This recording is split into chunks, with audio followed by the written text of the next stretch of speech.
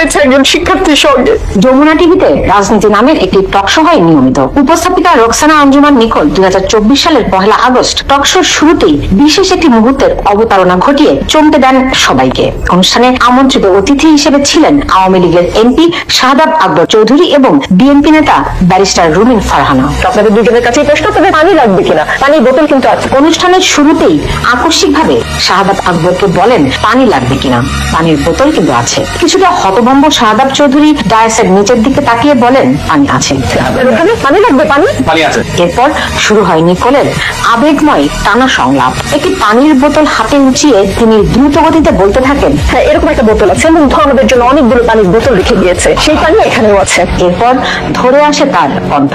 একটু বিরতি নিয়ে নিকোল বলেন, অগস্টের আগে জুলাইতে এমন করে শোক পালন করতে হবে আমরা কেউ ভাবিনি। কিছুক্ষণ আগে আপনাকে একটা ঘটনার কথা বললাম, আপনি শুনেছেন। আমি আশা করি মাননীয় প্রধানমন্ত্রীকে আপনি এই ঘটনা বলবেন, কি হয়েছে একজন শিক্ষার্থীর সঙ্গে। একটু থেমে নিকোল দর্শকদের উদ্দেশ্যে বলেন, প্লিজ দর্শককে ভাববেন না যে আমি প্ল্যান করে এসেছি, আমি কোনো ভিউ বানানোর জন্য কান্নাকাটি করছি, প্লিজ কেউ ভাববেন না। আমি একজন অ্যাঙ্কর, আমার আসলে ইমোশনাল হওয়ার কথা নয়, আমি মূল অনুষ্ঠানে যাচ্ছি।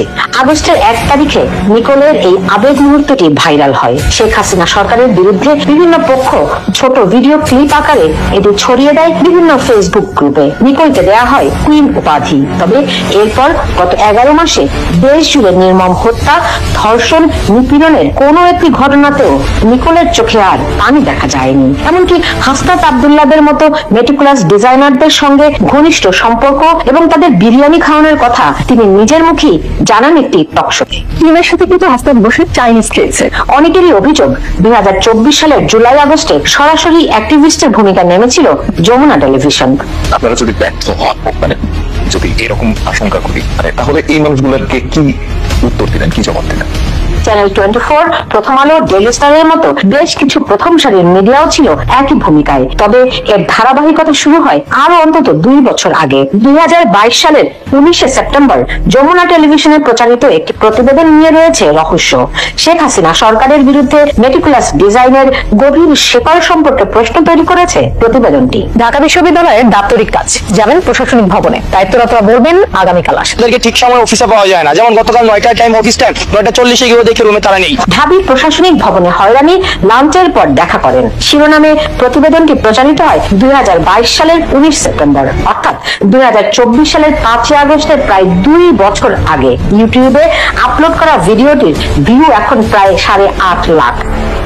প্রতিবেদনটির প্রতিটি অংশ চমকে ওঠার মতো। এটি তৈরি করা হয়েছিল 2022 সালে ঢাকা বিশ্ববিদ্যালয়ের রেজিস্টার বিল্ডিং এর হয়রানি নিয়ে। মজার বিষয় হলো প্রতিবেদনে দেখানো প্রায় প্রতিটি মুখই 2024 সালের জুলাই আন্দোলনের অতি পরিচিত। সার্টিফিকেট তোলার মতো নরমাল একটা কাজেও যদি একটা ঢাকা বিশ্ববিদ্যালয়ের শিক্ষার্থীকে দিনের পর দিন ঘুরতে হয়, তাহলে তো এটা হলো না।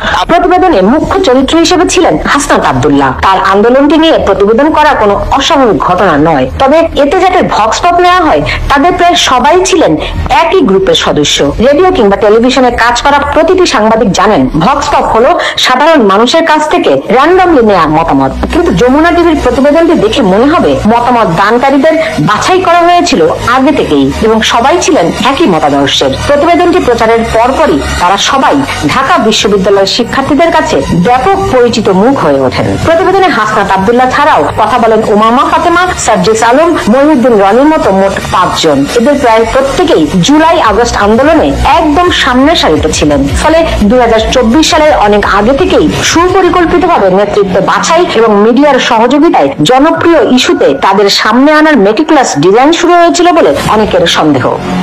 গত বছরের আগস্টের পর ওই প্রতিবেদনের নিচে অনেকেই দীর্ঘ পরিকল্পনার জন্য যমুনা টিভিকে ধন্যবাদ জানিয়েছেন। গোলাম রাসেল নামে একজন লিখেছেন, তখন থেকে যমুনা টিভিকে সাথে নিয়ে ধীরে ধীরে পরিকল্পনা করে এ পর্যন্ত এসেছে প্রিয় ভাই বোনগুলো, এগিয়ে যাও, দোয়া রইল।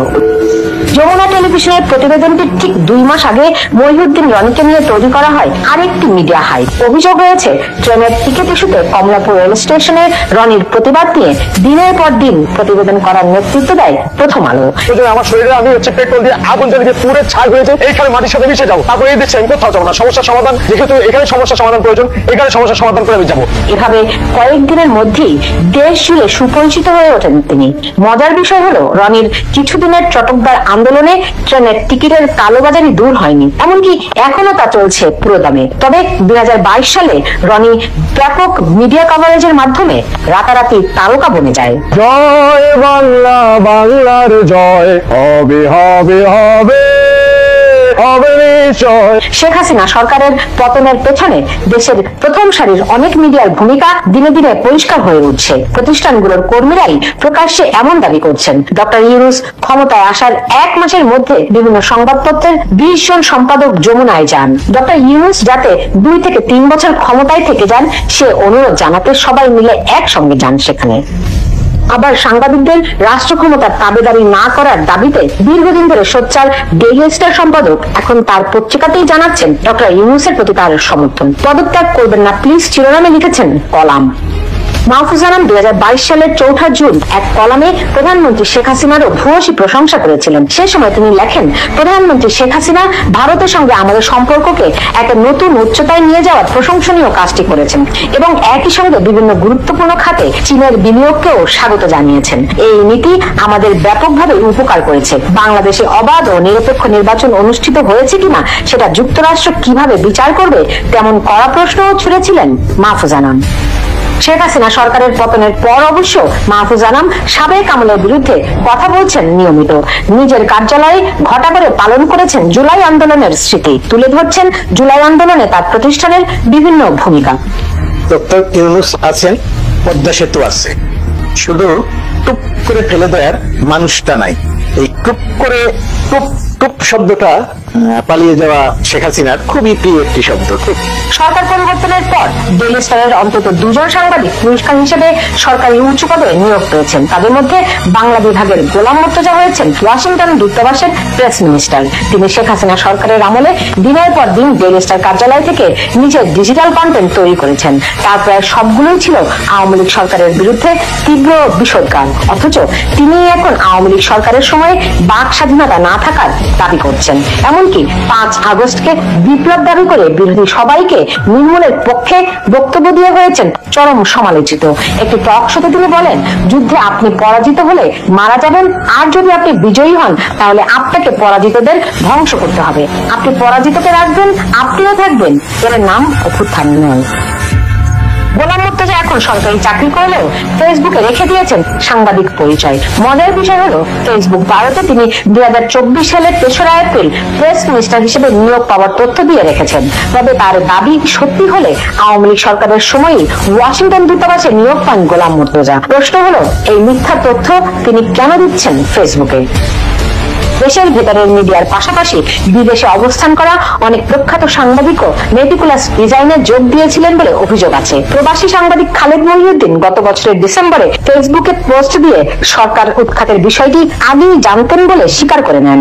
একটি ভিডিও শেয়ার দিয়ে তিনি লেখেন, আন্দোলনকারীরা তাকে সেভিয়ার মনে করেছিলেন। আন্দোলনকারীরা তাকে ভিডিওটি পাঠিয়েছিলেন 3 আগস্ট, অর্থাৎ আওয়ামী লীগ সরকার পতনের 2 দিন আগে। ভিডিওতে প্রধান ত্রাতা হিসেবে দেখানো হয়েছিল ডক্টর ইউনূসকেই। খালেদ মহিউদ্দিনের দাবি অনুসারে এটি সামাজিক মাধ্যমে লাখ কোটি বার শেয়ার দেন শিক্ষার্থী ও সমন্বয়করা। সাংবাদিকতার আড়ালে দীর্ঘদিন ধরে আওয়ামী লীগ বিরোধী অবস্থান মেটিকুলাস ডিজাইনের অংশ কিনা সে প্রশ্ন উঠছে। এতে বড় ধরনের সংকটে পড়েছে পেশাদার সাংবাদিকতা। মানে বাংলাদেশ কি হুতুর মতো 2টা জাতি এরকম পরিণত হবে? একজন হুতু, একজন টুটসি এরকম? আশার কথা হচ্ছে যাদের বিরুদ্ধে অভিযোগ তাদের অনেকে ধীরে ধীরে অবস্থান বদল করছেন, কিন্তু ধ্বংসস্তূপে পরিণত হওয়া দেশের মানুষের আস্থা কি আর ফিরবে সাংবাদিকদের উপর? আপনি যে কাজ বন্ধ করে দিলেন সেটা কি মানে সেটা আপনি কোন অধিকার থেকে সেটা আপনি করলেন? মানে